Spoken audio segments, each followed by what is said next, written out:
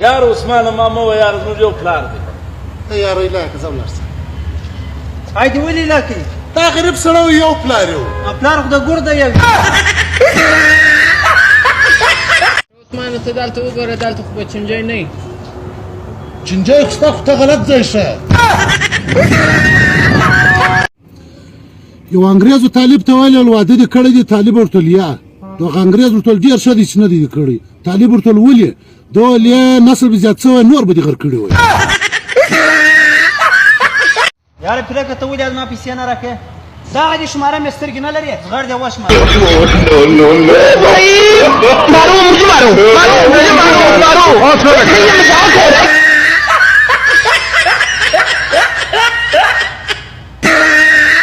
عثمانه دغه حیوانان د انسانان چې کوم وخت د موره پیدا شي دا چې څو ورځې بعد سترګې روڼوي. غریب خانه کوترې یوه ګنټه بعد روڼوي. ښه پشي یې 10 ورځې بعد روڼوي. ښه اور د میږي بچی 15 ورځې بعد روڼوي. ښه اور دا موږ ته انسانان چې دا د واده بعد روڼوو. مانه دا خوشحالي و چېرته وایي نه زما واده خو په کوچنیوالي شوی دی.